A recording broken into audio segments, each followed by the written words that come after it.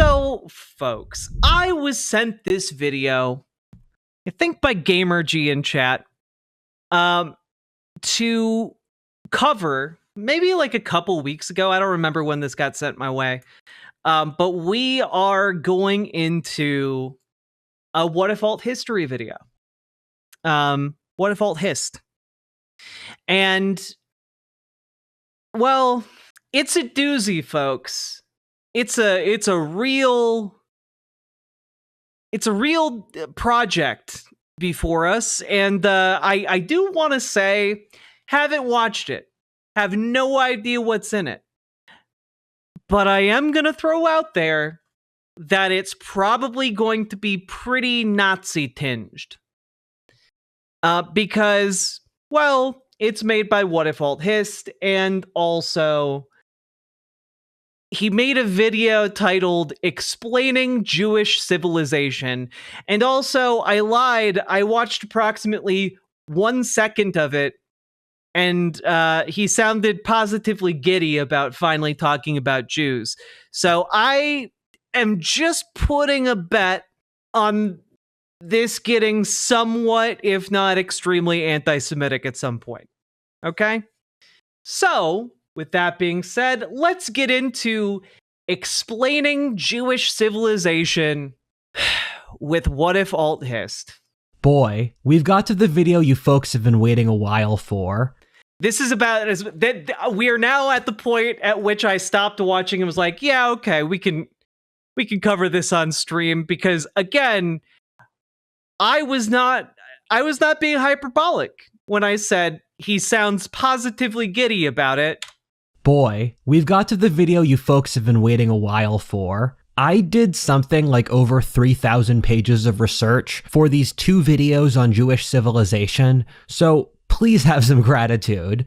I've been trying to make a list of the most accomplished ethnicities in history. We are 17 seconds into the video, and it's already very racist. Oh my god. This is his. Oh yeah, he makes maps. He makes maps, guys. This is his ethnicity map of the accomplished ethnicities of the world, where he's not beating the allegations in this one, folks. I don't really want to rank them, since I don't think that's how reality really. There are so many things where if you try to measure them, you destroy them. Imagine creating a numeric list of which friends you like the most. Then imagine giving friends preferential treatment according to your algorithm. Imagine trying to create an algorithm for the most sublime works of art, or trying to explain a religious experience through analytic language. This is one of the things modernity doesn't get. The entire human condition can't be categorized and analyzed. The reason we care is that we created a logical system where only replicable phenomenon exist. I'm just gonna read all of these as if I'm a monologuing villain in an anime, okay?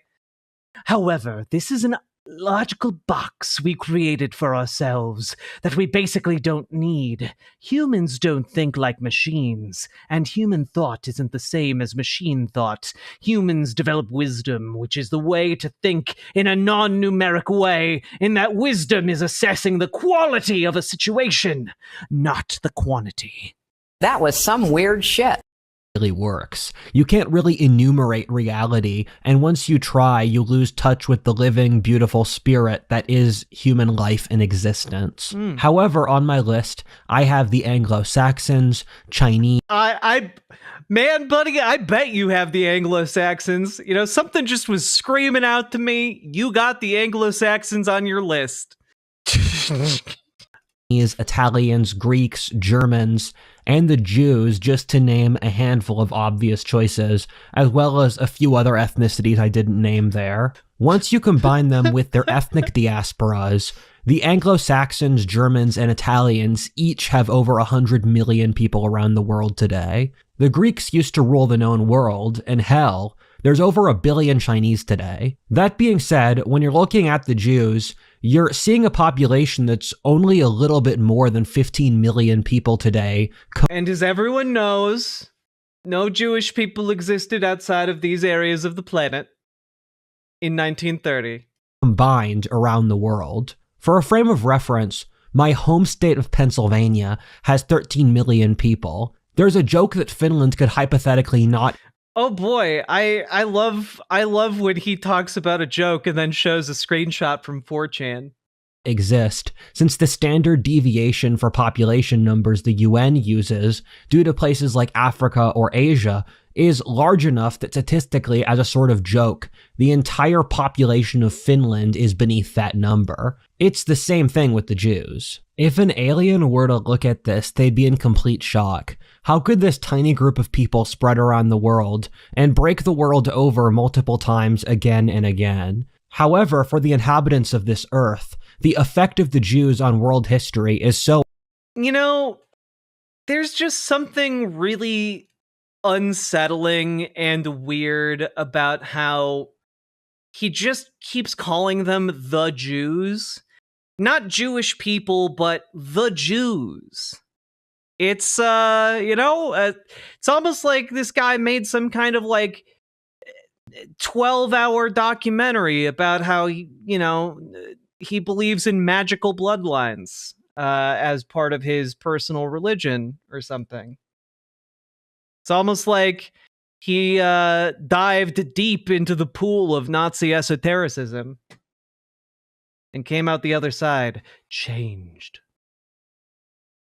So obvious that only a fool or an Oriental who's never heard of the God. Fuck. Holy shit. The spirits like to convey the message that you should mentally see me as Gandalf. Yeah, okay. Just as an FYI, folks, this is just a PSA from your stream captain here. Don't refer to any Asian person as an Oriental. Don't do that. Don't do that. Okay, hear me out. We fundraise so that Rudyard creates an anime so we can watch it like we did with the Happy Science. We give him a huge anime budget and a whole lot of ayahuasca and sees what happens. Okay, the main flaw in your plan is I don't want to give that man any money. But I do hope one day he fundraises from a bunch of conservatives that money and makes the anime of his dreams. This guy, Rudyard's like a box of chocolates. You never know what you're going to get. God of Abraham could say they never knew about it. What happened here? The history of the Jews, once you get into the details, is even more absurd.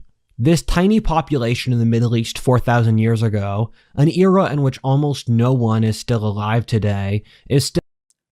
I'm gonna go out on a limb here and give him the benefit of the doubt, chat, that when he says that, what he means is that almost no ethnic groups from that time might be around today. I'm gonna be charitable on that one. I think that might be reasonable. However, I am also going to just throw out there that really comes across like he's saying that almost no one is still physically alive from 4,000 years ago, which I think that number is 0. But, then again, I don't have the intellectual horsepower of Rudyard. And I also, I'm not ordained as Gandalf by the spirits. Why is his map so inaccurately labeled?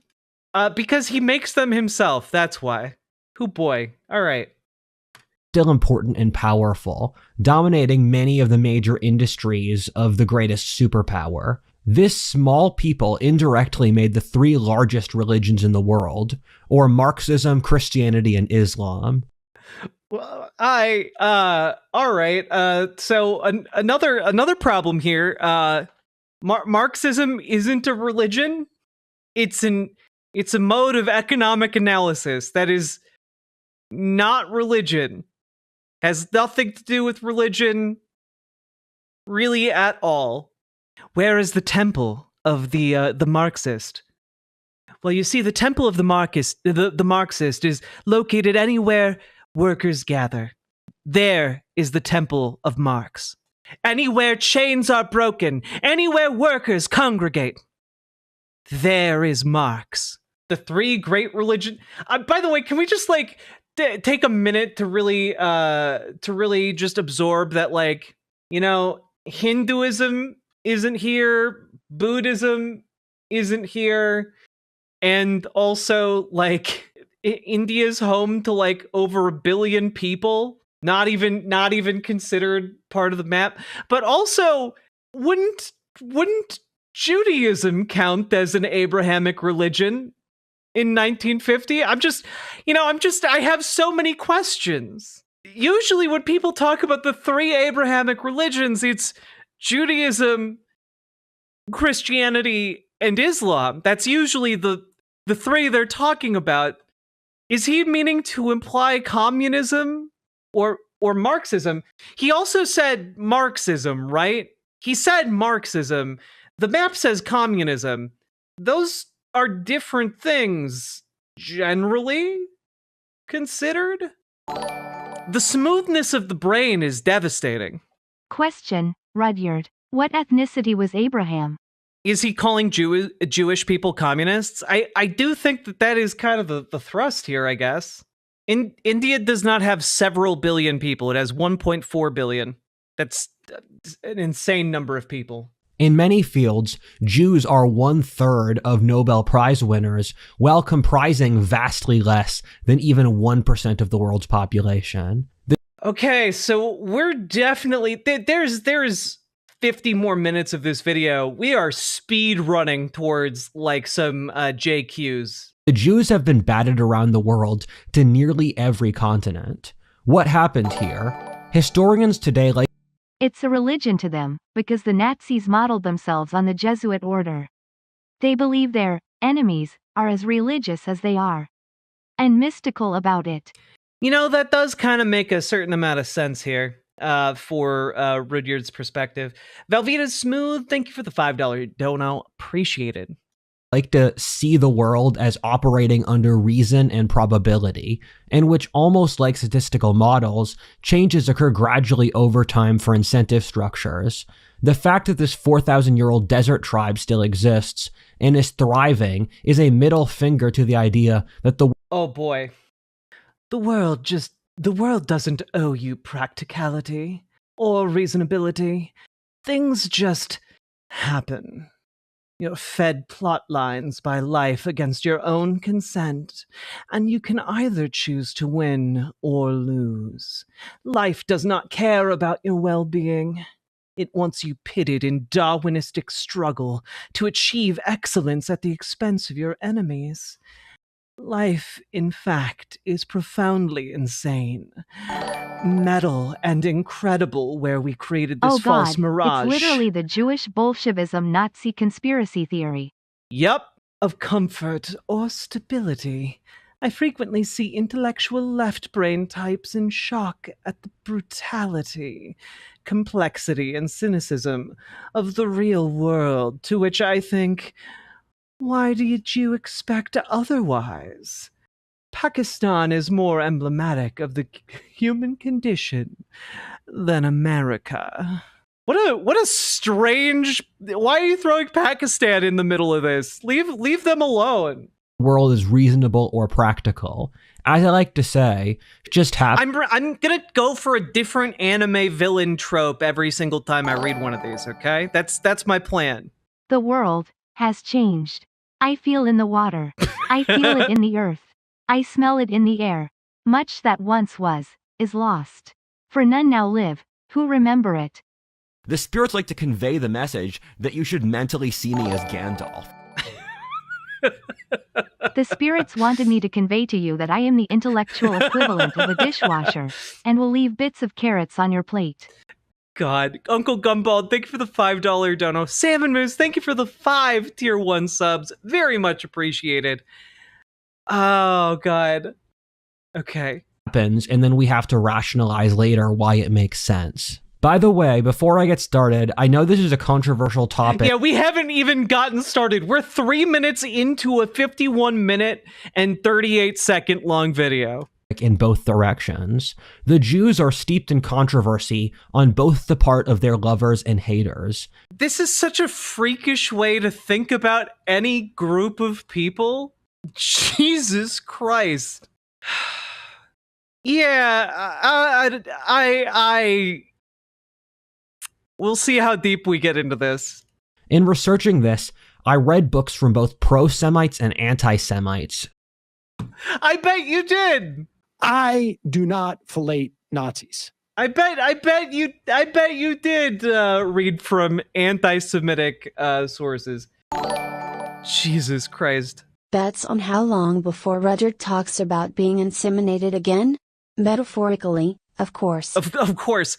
Genuinely, we're so far off the rails of what I expected. I was okay, going into this, can I just tell you guys what I expected? I thought that this was going to be like, oh, we're gonna get like maybe like kind of like some like ancient anthropological history related to like the like group of like the Jewish diaspora and like what was going on in the ancient past and like kind of build up.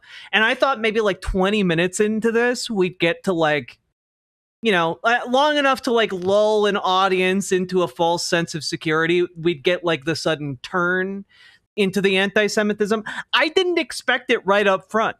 I gotta be honest. I gotta be honest. I am the intellectual equivalent of an assault rifle. Not thoughtful racism, but like I thought like, a Trojan horse of racism, perhaps. That was pre-Crash Out Rudyard. I guess, Oh boy, okay, I'm not gonna read this one. I'm not gonna read this one in an anime voice. I'm just gonna read it by BTW. I'm gonna put it on screen so that people know it's not me saying this. BTW, I completely despise the use of the term Semitic. It stems from a European context in which the only Semites in Western Europe for most of the modern period were Jews. I dislike the term since Semitic is an enormous anthropological group, 90% of whom are Arabs. I always am in disbelief when people call Palestinians anti-Semitic since I think the Palestinians are Semites. Okay. BTW. How many views does this has 140,000 views. Jesus Christ. This channel has over I keep forgetting this channel has over 700,000 subscribers. That's insane. He doesn't even spell his like fucking annotations correctly. To get every perspective in the search of truth. I continue to stand by the law of chill vibes, that I refuse to care about anything unless I'm forced to. Dude's just making up laws that excuse his own actions. The law of chill vibes. This is one of my very favorite principles I've developed. It means I refuse to care about anything unless I'm forced to. This is very useful in a culture based around seducing. Firstly, our emotions, and then our wallets for various causes, and issues that have literally nothing to do with us.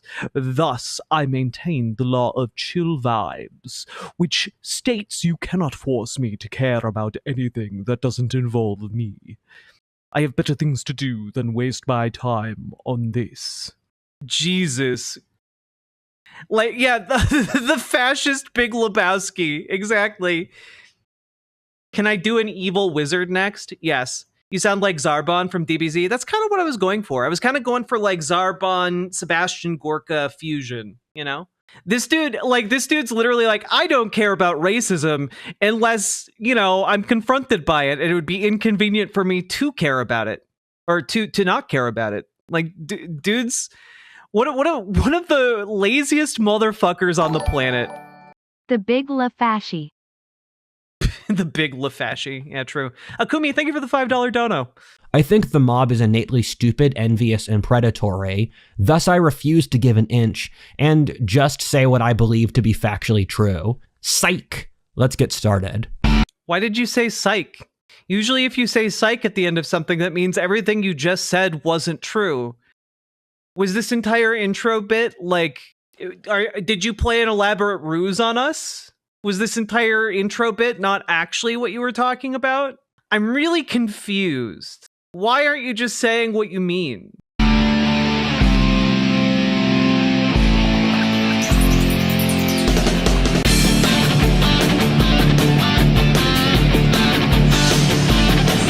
Oh, that's the good stuff. I spend a lot of time researching online, and I access a variety of websites which store my data, but thankfully, I am protected with Incogni. Oh no, I also like Incogni.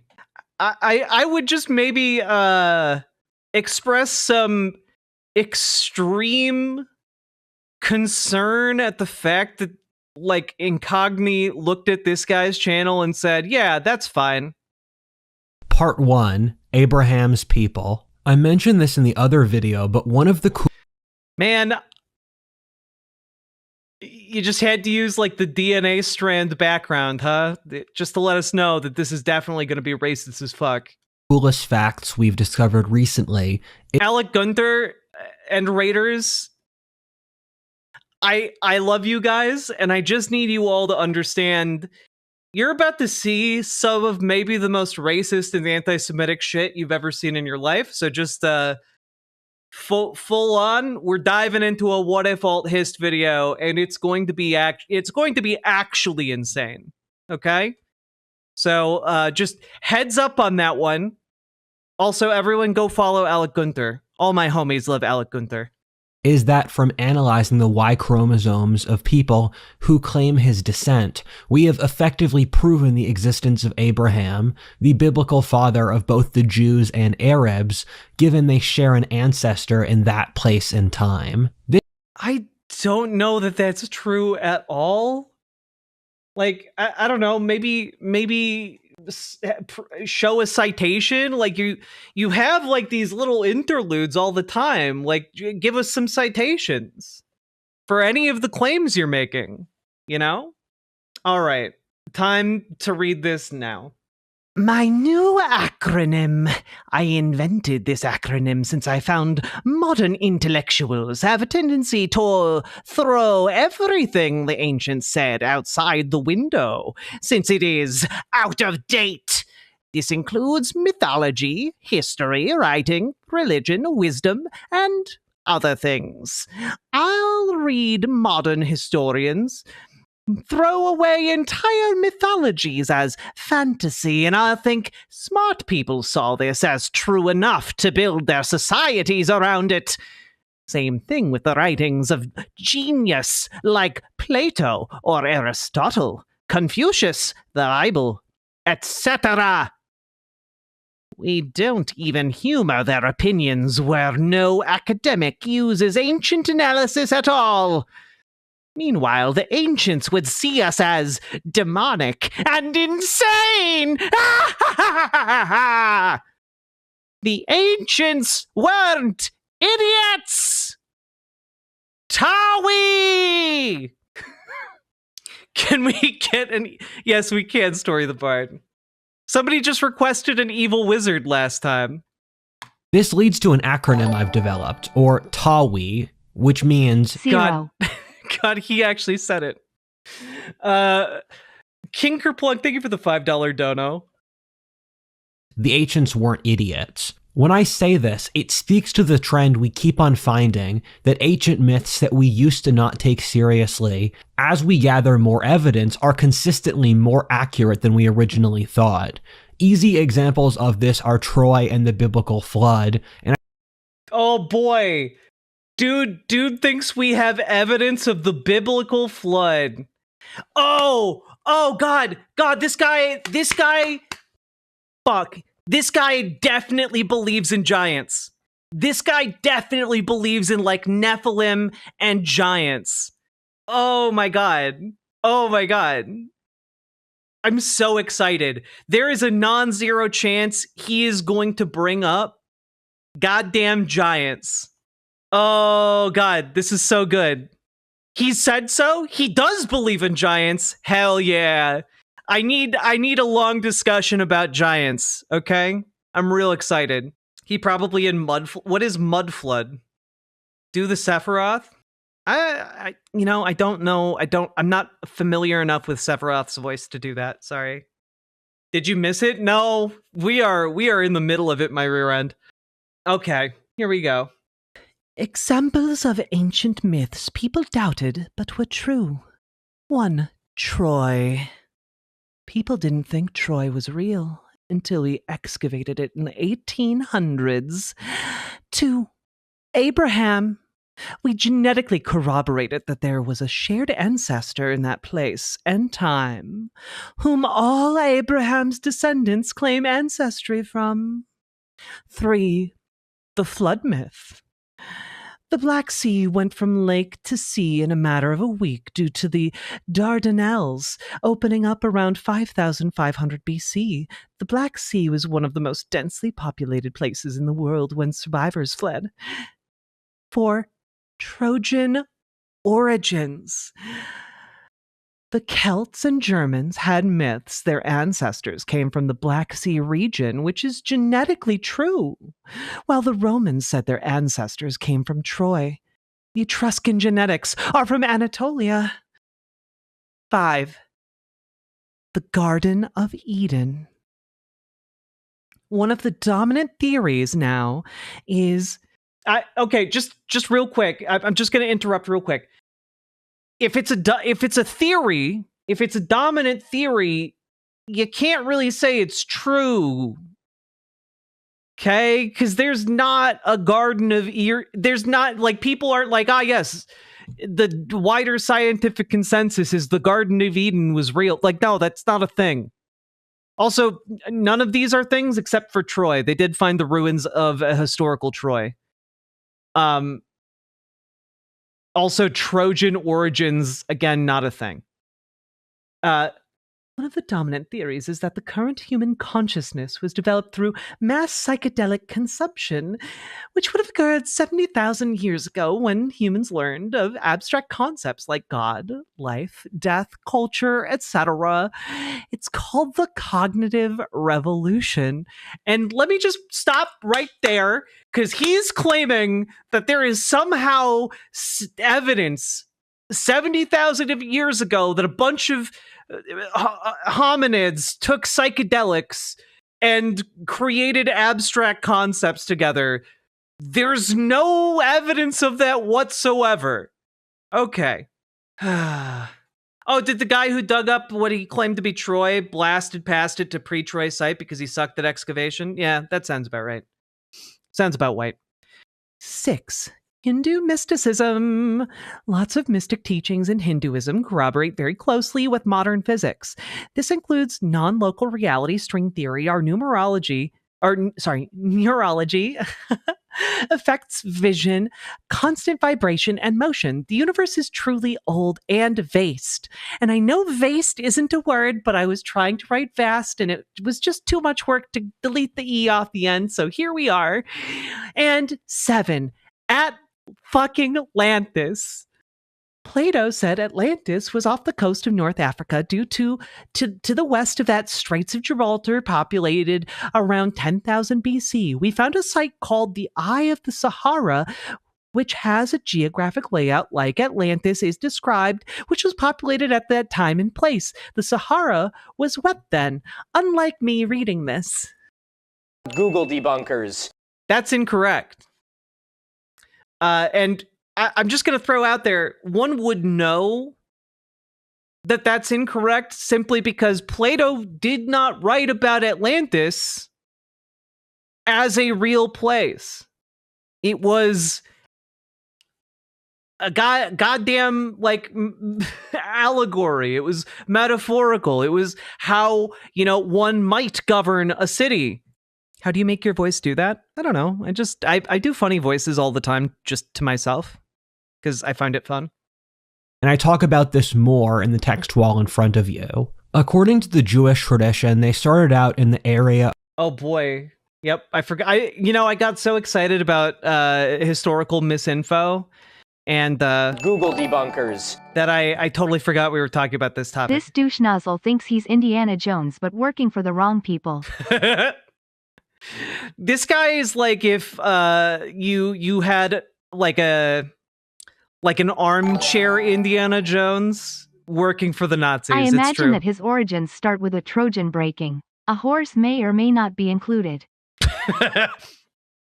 Pluvius, thank you for the $5 dono. I appreciate it. Around modern Iraq, where Abraham was fleeing the moral corruption of the Mesopotamian city-state of Uruk around 2000 BC. This shows an opening for two different important points of Jewish history. The first being that the Jews were a sort of scavenger people along the edges of the older Fertile Crescent civilizations. The second being that the Jews were a reaction to the collapsing sociological institutions to the end of Civilizational Cycle 1. There had already The end of Civilization Cycle 1, you say? That's not a thing. Like, civilizational cycles aren't a thing. That's just, again, pattern recognition gone awry. Play a drinking game. It is? I don't want to be that hungover tomorrow. been pre-established civilizations for thousands of years in a territory stretching in an arc from Egypt to the bottom of Iraq called the Fertile Crescent. According to the biblical myth, the Jews started in Iraq, following the edge of the desert to reach modern Israel and the frontiers of Egypt, where we have the first records of a people who could be the Jews, or the Hapiru from Egyptian records. The Jews existed in this weird place between barbarism, civilization, being— Oh, I'm sorry, I missed it. Man, I love that. I love this entire title card here. Just like his entire rationale for just saying this is that they sound somewhat similar. Well, that's good enough. Let's go for it. Existed in this weird place between barbarism, civilization, being a social class, an ethnicity, or a religious group. There are two groups in America which I think are useful proxies for the Jews. Oh, the boy. first being the Mormons and the latter being the desert trash. Oftentimes you'll find What? I'm sorry. I think we're all familiar with the Mormons. What desert trash? that areas with similar climates will develop comparable cultural traits, even if they don't have much else in common. You just mean like people live. So in his mind, people live in hot place and they become Jewish? What? Like, am I oversimplifying this? Like, if you're just impoverished and you live in a hot, arid area, you become like Jewish adjacent to this guy? That sounded like a racist name for Arabs. Well, yes, but it was instead classist and racist, you see. How do we stop it? Just how do we stop it? Okay. All right. Whew. Here we go. So it's not super strange to draw parallels between the desert climate of the American West and the Middle East. The Mormons are an American— They're not at all comparable, other than the most superficial points of comparison. Oh, good. He has an ethnicity map. Sorry, not an ethnicity map, a genetic map of the United States. Look at all of the genes on display. Cool. religious group originally seeded from the Yankee diaspora in places like Vermont or upstate New York and Ohio. They were founded during the Second Great Awakening in the early 19th century and migrated west, populating the area around Utah and the neighboring states, where they formed a sort of distinct ethnic identity. Yeah, can we just like back up real quick? I'm sorry, this is just like a lot to take in. He added an arrow to this map for Mormon genetics. Just, Mormon genes. Like all these people came from diverse backgrounds and converted to Mormonism, but they now have Mormon genes. or upstate New York and Ohio. They were founded during the Second Great Awakening in the early 19th century and migrated west, populating the area around Utah and the neighboring states where they formed a sort of distinct ethnic identity. The Mormon Church acted as a centrally... Except that I don't think that they have. Like, I think they have a distinct cultural identity. I don't know that is a distinct ethnic identity, though. I don't know that those are the same thing.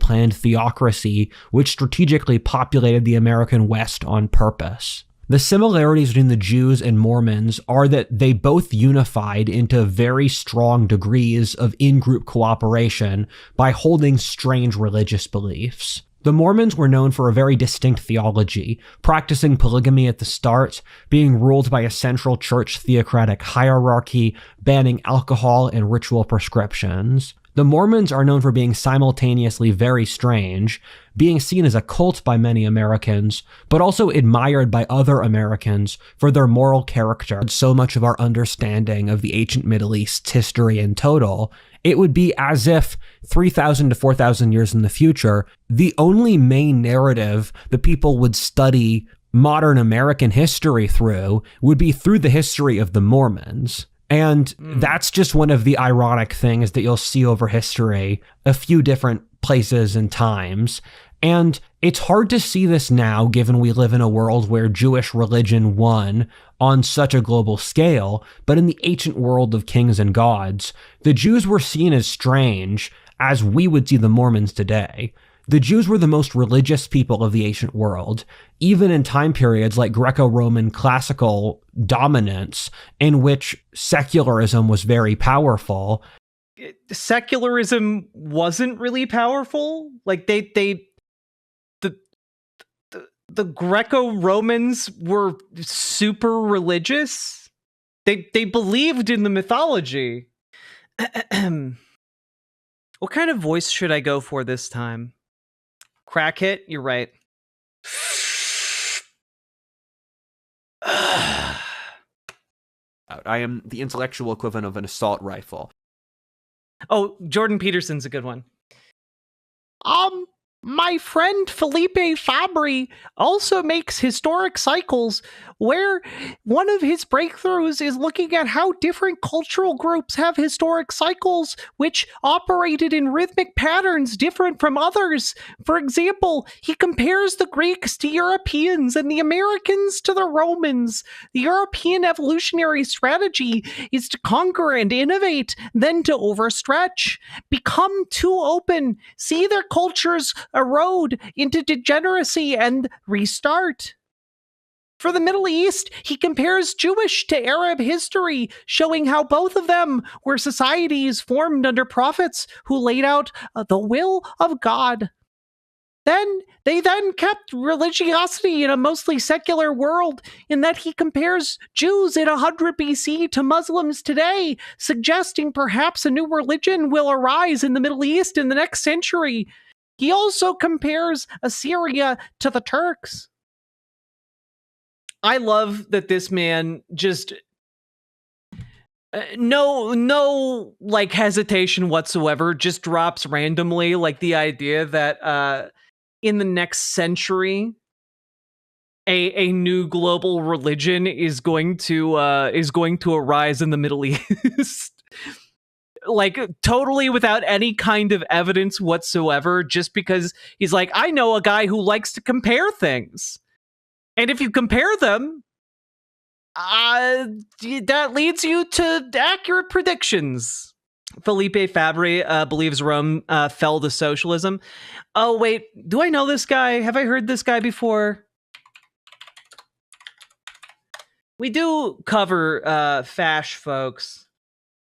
History of the next century. Where is the world headed according to civilizational cycles? Man, if you have to rely on like the idea of like, yes, the world goes through different cycles, and all you have to do is understand the cycle, and you're good. Like, the world doesn't work that way. People and civilization are more complicated than that. Mormons believe that the Native American were descendants of Jewish branch of the family. This was debunked by science. Like, yeah, the Mormons also believe a lot of things that I find patently ridiculous, but like, I felt like that didn't need to be said. Very pro-worker, those Romans, especially for their slaves. Yeah, they were giving out all the socialist bread and circuses. And the Jews even had one of the highest birth rates. In some ways, the religiosity... They even had one of the highest birth rates. Gee whiz. Truly, they must have been enjoying a paradise. Combined with militarism during that Hellenistic time period is reminiscent of Islamic radicals like the Taliban today. On top of this, the Jews had lots of ritual prescriptions which over the course of Jewish history became completely encumbering in every single aspect of life. For its entire history, the Jews were a theocracy where the religious ruling class constantly made the religion more complex and autistic. There was a... Dude, you can't say anything about that. Not because it's wrong to say that like the culture became more autistic, but because like literally have you know, I'm not going to go there. I'm not going to go there. All right? Like this guy does not have the standing to make that claim. Let's put it that way. Well, Rainbow Krampus, let me put it this way. I think Rudyard is one of us. I think he's one of us. Thank you, Velvet. Okay, somebody said what I was thinking. This dude is the most autistic chud out there. Yeah, 10,000%. And I say that as someone on the spectrum. This is what happens when you are very much on the spectrum, but instead of like, I don't know, embracing yourself and like going down the good route, you embrace like evil. His brain's just goddamn gone. A very long time when the Jewish practice of monotheism was seen as insane in a world dominated by polytheism. On top of this, the dietary restrictions like no pork consumption, denial of other gods, circumcision, never taking the Lord's name in vain, sexual prudery, among others, were seen as very strange. This was seen as trying too hard by every other ancient people, in the same way the moderns look at... he's about to tell us about the zippity-doo to Gene. You know, like, you joke, but that could very well be coming down the pipeline here, okay? Like, that's unfortunately not that far afield from what he might talk about. At the Mormons or Islamic religious fundamentalists thinking, why did they have to do all of those weird things? However, this was partly by design in the same way the Mormons were purposely trying to isolate from the broader American society by moving across the great American desert to Utah. The Jews were using all of these ritual prescriptions as a sort of shit test, or a term from dating discourse in which a girl will purposely insult you as a way to test your confidence in order to establish insanely high in-group cooperation and sense of community. Are you just talking about negging? Because like that's not just a woman thing. Like men also do negging. God. All right. Okay.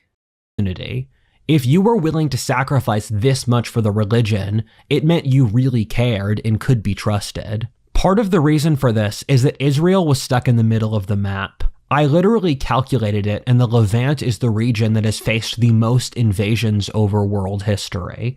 The Jews were a tiny group surrounded by greater powers on all sides, whether the Egyptians, Persians, Babylonians, Assyrians, Greeks, or Romans. Thus, the Jews started to look at different strategies for survival, which were more subtle. In other terms, under the constant pressure of constant external threats, the Jews turned to religion partly to hold their community together under the threat of constant foreign conquest. At the very same time, religion was a way of sort of hacking the game that was placed on extra hard mode against their consent. One of the Jews' not extra hard mode. Oh no. Most admirable traits is an insane level of introspection on the part of an ancient society. When you look at the ancient world, you see an era... The idea that like only Jewish people were introspective, like what What's happening here? Am I on crazy pills? Apparently, in Rudyard's world, Jewish people have +3 to introspection. I guess, yeah. I mean, yes, he's the one on crazy pills, obviously. In which the Assyrians bragging about publicly torturing their enemies for state propaganda being relatively normal, or where every great power tried to glorify their own power as much as possible, normally to ridiculous, improbable degrees. The Jews have an incredibly strong educational tradition, which stems from this priest class's emphasis on introspection and wisdom. As I said before, the Jews were a theocracy for almost all of their history, and for much of it a hereditary rabbi ruling class which practiced polygamy. What this did was create a cultural and genetic selection pressure for high verbal intelligence and analysis abilities, which is why the Jews are per capita the highest achieving demographic in the world intellectually. It's part of the... Okay. Okay. All right, we're gonna back that up a little bit. Capita, which degree their own power relatively normal, or where every great power tried to glorify their own power as much as possible, normally to ridiculous, improbable degrees. The Jews have an incredibly strong educational tradition, which stems from this priest class's emphasis on introspection and wisdom. As I said before, the Jews were a theocracy for almost all of their history, and for much of it a hereditary rabbi ruling class which practiced polygamy. What this did was create a cultural and genetic selection pressure for high verbal intelligence and analysis abilities. No, that's not at all true at all. Again, the idea that like, oh, literacy is a genetic trait is honestly insane to me. Like, yes, if you get a bunch of literate people and then you have them make babies, then all of their children will necessarily be literate. Because if you are literate, your children will be literate. It just goes to follow. That's simple genetics. And no, that's not at all true, actually. Not even remotely close.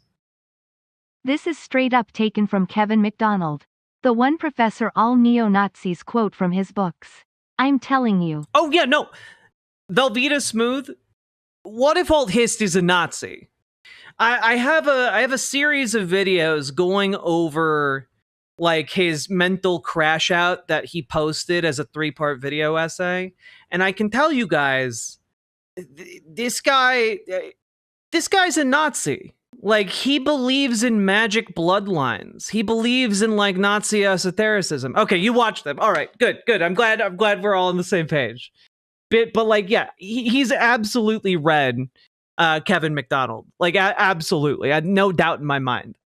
Which is why the Jews are per capita the highest achieving demographic in the world intellectually. It's part of the reason why Jews can make up 40%. No, that isn't the factor at all at play there. Of Nobel Prize winners in physics or economics, while being 0.1% of the total population. The Jews are literally the only group, besides Northwest Europeans, which have generated innovation in the modern world. Meanwhile, with the Jews, they used religion as a sort of playthrough system in which they could corroborate millennia of evidence to see what would and would not work. The Old Testament is a historic record of the Jewish nation from roughly 2000 BC to 400 BC, in which the Jews wrote about what did and did not work for them as a nation. Part of the reason the Bible has become the most important book in history is that the Jews faced nearly every single thing a nation can face, since it was written over such a long time period. The Jews faced conquering a local population, being in turn conquered by foreigners, empire, being... So my child, when she was younger, used to have this thing where she'd go through a tunnel and she'd go, tunnel gone.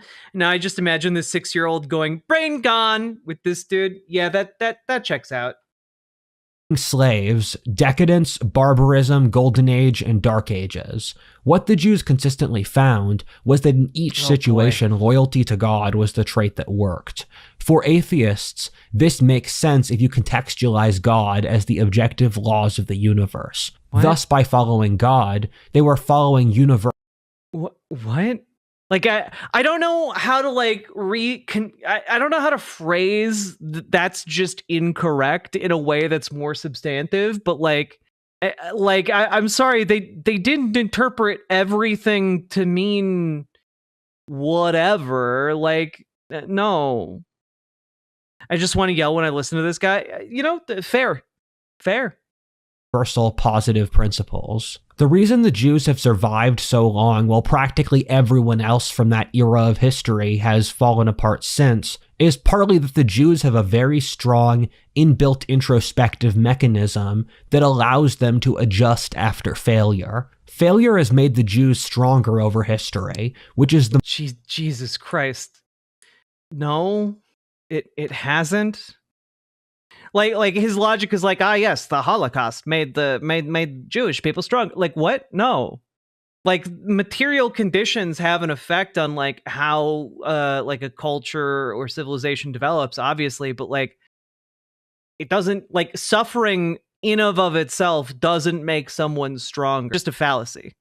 The marker of a healthy nation. Healthy nations use struggle to improve, and weak nations are destroyed by struggle. The second reason the Jews survived was their incredibly high in-group cohesion. These shared history, rituals, specific customs, and the like that the Jews had gave them a very strong sense of identity. The Jews made themselves strange on purpose, purposely isolating themselves and pushing away outsiders in a way to create a large enough gulf between Jew and Gentile so that the Jews would always stick together when times got tough. My head With the tradition of Jewish prophets, so you're seeing the Jewish priest class speaking out against the forces of entropy that had killed the other Asian civilizations.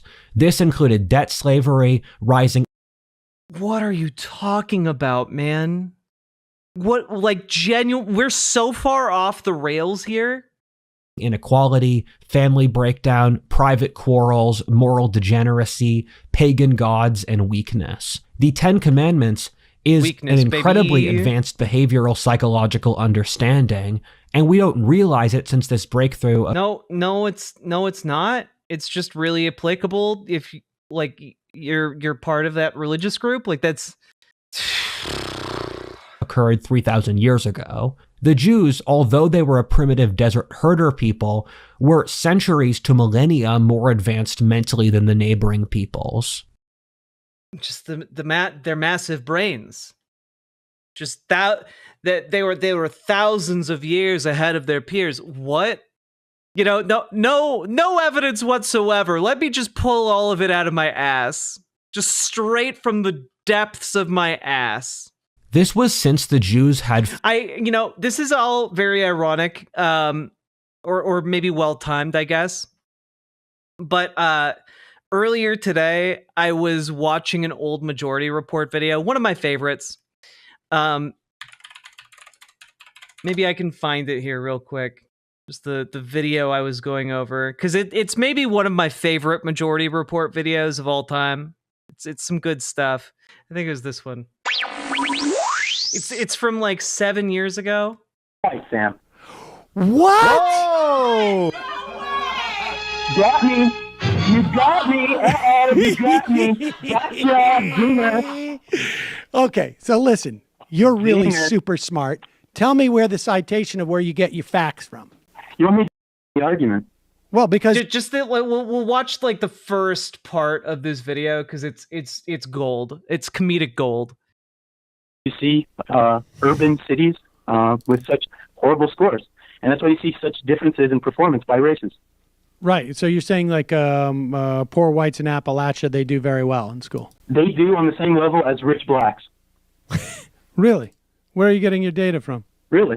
This is common knowledge, Sam. Come on, where are you getting it from? Really? I mean, come on. You're a white person. You should know better. We're going to need citations. Why do you assume that I'm white? Why are you assuming my race? Because you're racist. Well, maybe. And that's the basis what's of your your race? common knowledge. What's your race? The caller here, to give a little bit of background, is calling in to make a claim that like black people are genetically less intelligent than all the other races, and Sam is brutally mocking him. Why does my race matter? Why are you deflecting the argument? Here you go. Well, because I want to know if I'm talking to a smart person or not. Why does it matter? You just told me that race. Wait a second. Excuse me. Did you or did you not just say that there is an IQ difference between races? I definitely said that. Okay, so I'm asking you. I want to know if I'm talking to an idiot or a smart person. So I need to know your race. What does my race have to do with me being an idiot or a smart person? You just told me it was predictive of intelligence. So what is it? What's your race? On average. What is your race? It doesn't matter what my race is, Sam. What are you talking about? You just told me that race was determinate about intelligence. What does my intelligence matter? I don't know if I want to talk to an idiot. I don't know if I want to talk to a total moron. So I just want to know what your race is. I'm white, Sam. What? Whoa! Got me. You got me. You got me. Gotcha, Boomer. Okay, so listen. You're really super smart. Tell me where the citation of where you get your facts from. You want me to just list out every one of them and every different source that I have? Couple. How much time do we have here?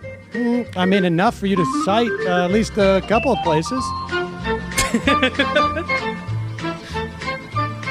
Are you going to turn the music off? Or are you just going to make a mockery of this because you have no real argument? Mockery. This is what liberals often do. Go mockery. Okay, I'm sorry. Go ahead. What's the citation? I'm not going to, play your game with this. And if you want to actually have a real debate, then we can have a real debate. But if you're just going to play ridiculous music... I just turned off the music and asked for the citation of your facts you've just presented. You're really hurting me as a white person with how dumb you're being, okay? I was getting into the higher... come on. This is where it was the Abbott and Costello. And he had the little prepared little statement. Come on. Sad. So wait a second. Hold on. Now listen. I don't mean to trigger you because you're obviously getting upset about this. So I want you to just take a deep breath and just tell me, give me a couple of citations about the facts. Quick. You got to be near a computer. Why would I be near a computer right now? White people have white people. Wait a second. Wait. White people have computers. It's common knowledge. You call up with an assertion, and I'm asking you just. Michael Brooks was so goddamn funny. He was so goddamn funny. Like just the right amount of edginess. It's so good. To give me some citations of your facts, and you're going through all this rigmarole. You want me to turn off the music. You don't want me to make a mockery of it. Okay, sir. Let's hear the facts. Where did you get these facts from? There have been lots of research done on this. It's not going to be, from Harvard University. There's been lots of universities that people have done theses on this subject, and there is research that There's shows people that who have been doing true. thesis. So you're telling me that I ask you for a citation of the facts that you're stating, and you tell me there are people who have done theses. Oh, God. Oh, in theses. various research in universities, yes. Oh, in universities, really? Would you say these are prestigious universities? I mean, you should say people have done very prestigious people have done very prestigious. Don't get so triggered by me asking you to back up your facts. Just calm down. All right. I know you're nervous. You're a little bit upset. You're riled up now. Just calm down. Are there black people near you right now? Are you in a safe area? Are you in a safe space? Are you in a safe space? Again, you're just making a mockery of this again. Yes, honestly, listen, if you're going to call and you're going to make an assertion like that, like anybody, I ask for the facts. Because you tell me it's common knowledge, and frankly, I think, at this point in my life, I have a good sense of what's common knowledge. I'm not aware of that. And now I'm aware that I'm aware sure of university theses, Sam? I've just heard about all the these university theses. But my point is, you should say prestigious university theses. Have you read the bell curve before? There it is. Of course. Finally, the dumb fuck with this one citation. Yeah, I think that's good. Yes. Have you read it or not? Yes. Yes. All of us in this room have read the bell curve. So if you've read it, what does it say? What was the research that was done? It's highly discredited. Like very much so. In fact, I think if I was actually to Google the bell curve, it would be about how it's full of shit. Let's see. You know who says that? The American Psychological Association. And who runs the American Psychological Association? Not just the American Psychological Association. The Jews. Oh, the Jews, right, of course. Yes, a bunch of crypto Jews. A bunch of crypto Jews just like you, Sam. Crypto Jews? I don't think there's anything crypto about Sam's Judaism. I know I'm playing this. I know I'm playing a lot of this, but it's so fucking good. What do you mean, crypto? What's the crypto thing? Are you Jewish, sir? You try to hide it. Dude, you are bringing down the white race IQ every second you speak. This is becoming embarrassing even to me. Yeah, Richard Spencer needs to silence you. You're a moron. You're saying that I'm trying to hide my Judaism. On the very show that I have mentioned my celebrating Passover probably 3 times. He talks about being Jewish on the very show where there is a camera that shows his face. You're saying he's hiding his Judaism. Hold on. Wait, I'm sorry. His last name is Cedar. I'm sorry, people. You're a cultural Jew. That's why it doesn't count. Hey, can I ask you a question? question? Wait a second. What do you mean? I just told you I'm celebrating Passover. It's a holiday. I say the prayer. Can we just like pause for a moment and just marvel at like the idea that this guy thinks that like race determines IQ and like intelligence, but he's like, you know, you're not really Jewish if you're, you know, only like genetically Jewish. You're not really Jewish. You're only really Jewish if you like are like an Orthodox Jew. Like that's very bizarre.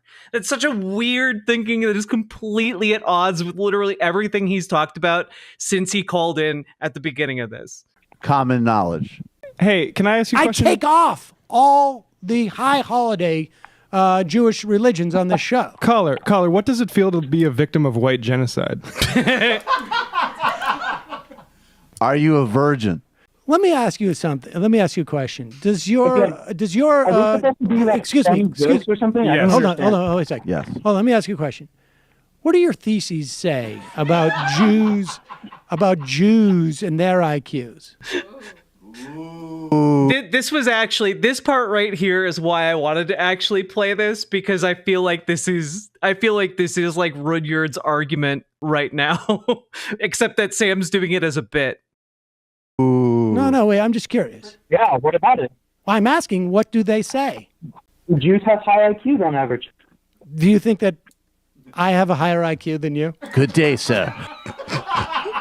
No, but back to our conversation yesterday when you said that you would punch me in the face. I think that I would definitely beat the shit out of you. Well, no, wait a second. Wait a second. Would you like to work in Angola? That was a thought experiment. It was not, I said I would punch you in the face. I was saying, what would be the difference if I punched you in the face versus if you punched me in the face? And at the time... The difference would be is that you would basically slap me, and it would be a lot different if I punched you in the face. Okay, and why would that be? Remember we were talking about like power dynamics? Yes. Remember that? I do, yes. Right, there you go. What do you mean, there you go? You got to finish the sentence. He'll kick your ass. He's saying he could beat you up, Sam. He's saying he beat you up. It's common knowledge. Let me ask you a question. There's been theses written at Let me ask you a question. Are you watching on YouTube? Yeah. Okay. All right, look at me.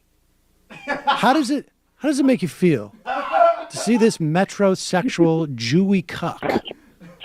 Just drop the metrosexual. Just Jewy cuck. Express absolutely no concern about you beating me up. All right. On that note, you guys can go watch the full video here. I'm going to link it in chat. It gets into some it goes in some weird directions after this, but that's the part I wanted you guys to see right there. It's just so goddamn good, and I feel like Sam does a bit here that is just like Rudyard like saw that and just like takes it completely literally. He's like, yeah, you're right. In fact, not only are Jewish people have higher IQs, they're actually 1,000 years mentally more advanced than everyone around them, which is insane. But let's get back to this. All right. That was just a fun little tangent. Sam Cedar has aged like the finest of wines. He's gotten more attractive with time. That's very true. Formed to avoid the failings of the neighboring older civilizations. The Jews were created in the rubble of the Bronze Age collapse. This was a time period in the 12th century BC in which a majority of civilization in the world collapsed in a 20-year period. This was due to a series of complex factors relating to the barbarian invasions, plague, climate change, military technological advancements, social structures, and other stuff. Wait a minute. So just real quick, I'm somewhat familiar with the Bronze Age collapse, okay? And my understanding was that the Bronze Age collapse affected the civilizations around the Mediterranean, by and large. I don't know that it had much at all to do with anything happening in the area of India. I'm actually really puzzled at why this is included over here. All right, anyway. Military technological advancements, social structures, and other stuff. Watch my wonderful second podcast, History 102, if you're interested in hearing more about the Bronze Age collapse or early. Oh boy, video number 2, explaining the Aryan invasions. You know, somehow I thought I was prepared. I really wasn't prepared. I really wasn't. That is wild that exists, but okay. We should watch it. He says it is wonderful. We'll watch 1 minute of it. This segment is already going to be a monster. We'll split it into 2 parts, probably. Hi, do you see and hear me now? I see you, I hear you, I appreciate you. You are seen, you are loved, you are cared. Thank you. You're too kind. Okay, so this video is the Aryan invasions, and it's funny that this is a historic event that goes back thousands of years. And it's one of the most important historic events in history. But over the course of the 20th century, there was basically this huge academic conspiracy to pretend it never happened. And it's funny that an event of this scale, that there was a concentrated effort to really wipe it out. And it was only in the 21st century that we confirmed it actually happened through a bunch of different things, but still Indian nationalists claim it didn't happen. And the reason I don't study prehistory, the reason that this is the history podcast, History 102, not Prehistory 102, is for reasons that we will gradually see over this episode. That the sources I'm using for this historic event are... I want people to understand that as far as I understand, having learned like history, my main focus was on European history, right? But my understanding is that this is not at all a well substantiated like thing. This is largely considered to be this is largely considered to be like kind of a conspiracy theory. Like the idea being that like there was this massive invasion that happened of like both the Indian subcontinent as well as Europe, and like the reality is that doesn't seem to have happened, you know, like it. Yeah, I'm trying to like figure out a way to like put this. This is some like some of the basis for like the Nazi esotericism, right? This is like kind of this theory that was put forward by colonial folks, right? Is where you get like the Nazi esotericism. It's where you get like the goddamn Nazi flag, you know? You get the swastika. And like this theory is by and large invented by colonial forces that were like currently subjugating India. You know, we get like this idea of like it's kind of like this fusion of racial science, like race science, eugenicism, before kind of like eugenics was necessarily coined. And then you get that fused with like kind of some early anthropological ideas, right? And like it winds up being this like freakish fusion of several different ideas in order to create like this idea of like the super being Aryans, you know, the super powered Aryans just invading India and subjugating it, and invading Europe and subjugating that. It's not there's not really this idea of like these massive armies sweeping into India or Europe. What's more substantiated is like a group of people migrating in two different directions at once. Like that's what is substantiated in the record is people moving from one place to another, which is not the same as a military invasion subjugating people that were conveniently being subjugated by the British Empire, you know, for example. This is not substantiated in my understanding, or at least sufficiently for there to be any kind of like consensus on it. Are basically all linguistics or archaeology or stuff that can change, while for the other historic events we have for the last 1,000 years you can generally get records from every single side involved. For the 100 Years' War, the American Civil War, every side involved, we have records of their perspective.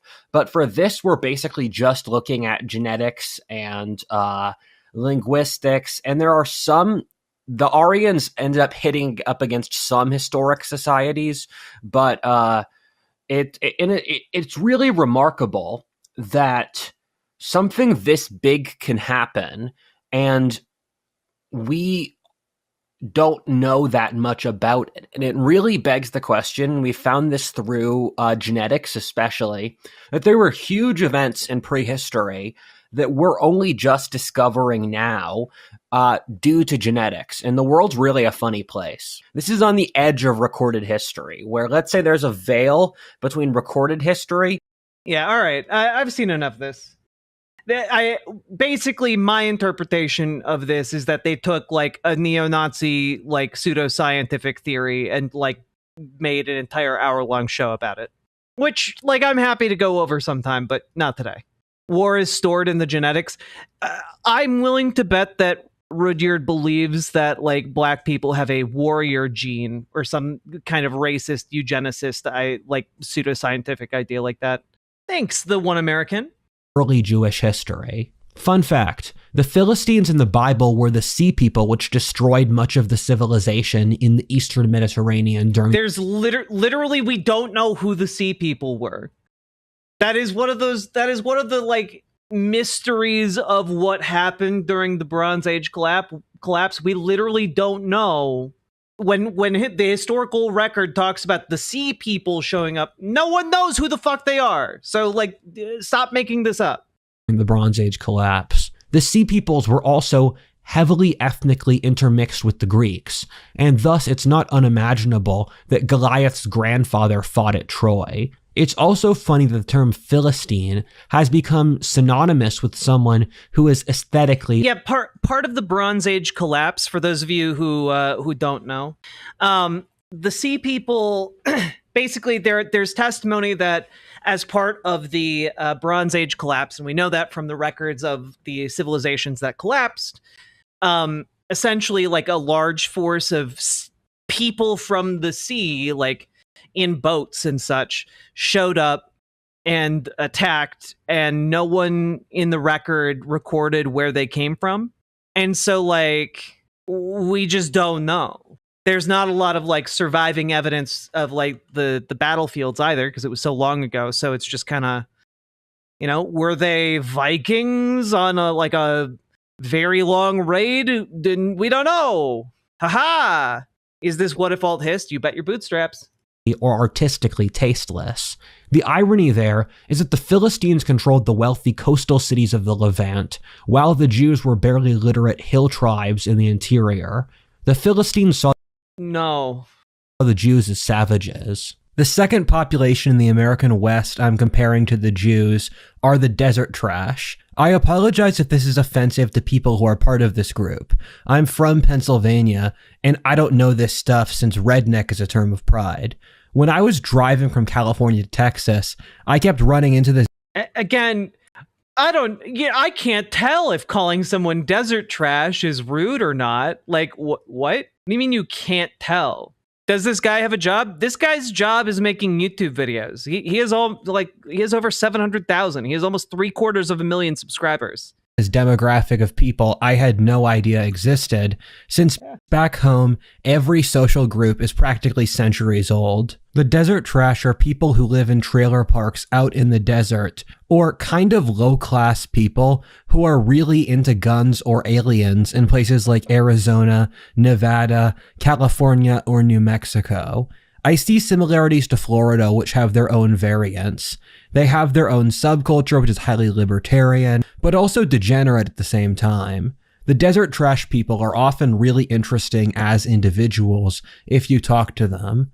They'll have weird hobbies, are from all over the country, and normally have a story or two.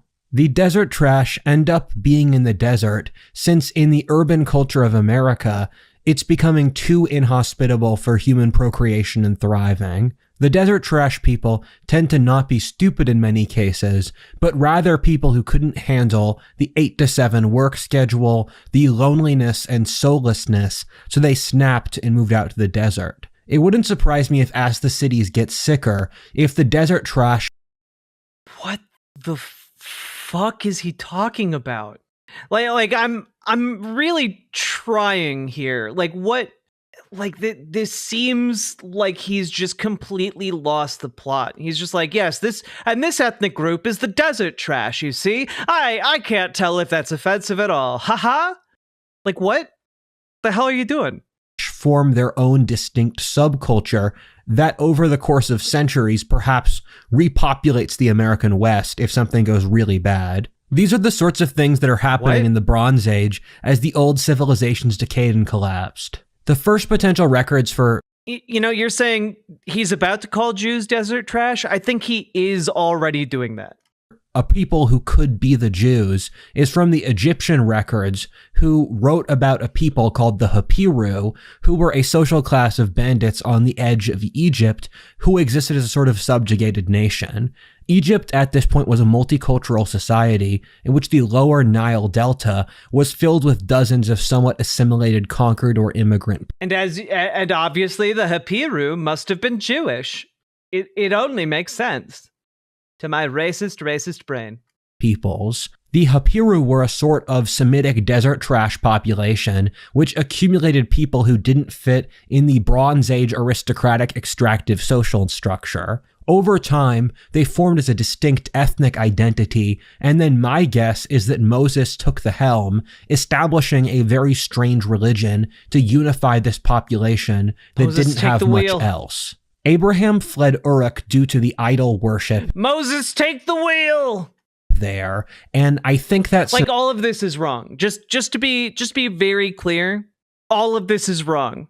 None of this is very useful information whatsoever. Symbolic of how the Middle East had been taken over by a bureaucratic, sclerotic, and unimaginative religion, which stifled any innovation or progress. Lots of temples actively pushed prostitution for religious reasons. The priests held enormous wealth, keeping a lot of the population as slaves. Every action required a magical bribe for the priests to keep evil spirits away, and creativity or innovation was impossible under a mess of religious regulations. This was the greatest reason the old civilizations of Egypt and Mesopotamia went into decline to later be conquered by the Persians and the Greeks. Although the Jews did get pretty autistic on religion later on, they were careful that it wasn't enough to genuinely stifle their national character and vitality. The thing the Jews were able to do is to take up the advanced religious ideas these older civilizations had developed, but were incapable of putting into action. The Jews were a desert herder people from the fringes of Egypt who had none of the hang-ups that the older temple... What does he mean by autistic here? I think he means like obsessive? I genuinely... There's like a language breakdown going on here with him. Societies had. There's been a long-standing battle in the Middle East between the farmers and herders. The farmers have established urban societies that were more cultured, urbane, degenerate, and peaceful. Christianity became a religion of the city people. Then there were the herders who were more tough, patriarchal, taboo-oriented, and monotheistic. Judaism, followed by Islam, were manifestations of this. In the long term, the culture of the herders won out, and when you read the Bible, a lot of what they were doing was a herder people who had recently settled into an urban society who were trying to avoid the degeneracy they saw in previous or other urban societies. One of the facts which took me a lot of time to figure out but became very useful for me once I did is that in the same way you'll hear about Mesopotamian or Egyptian or Hittite or Persian civilization, there was a Syrian Aramaean civilization that stretched across the entire Levant and included the Canaanites and the Phoenicians, and it's why Aramaean... They were different. Those are different civilizations. They're not the same. They're not the same civilization. They're different societies altogether. What are you talking? Yes, he's invented Super Syria. It's got it. This isn't even my final form. Was the language a lot of the Bible was spoken in or written in initially, where Christ spoke Aramaean. And this Aramaean Syrian culture was quite important to the ancient world. It became the dominant language of both Assyria and the Persian Empire, I believe. And the Jews were a fringe... Oh, God. Okay. The reason it was difficult to figure out that there was a Syrian civilization is that the way history books were written almost completely leaves out the Syrians. They're split into many different names between the Armenians, the Syrians, the Phoenicians, the Canaanites, and the Jews. What took me a second to realize is that except for the Jews, who made a conscious choice to evolve away from the societies all worshipped the same gods, spoke the same language, had similar social structures, and shared an identity, they're not different, but part of a unified whole, which Carol Quigley points out very well. The Syrians sailed as far as Liberia or Britain. They became the dominant language of the Persian Empire, constantly invaded Mesopotamia, invented modern writing, and so writing these people off is kind of insane. You're not dealing with the average Syrian anymore. Oh, God. He's kind of insane. Just kinda.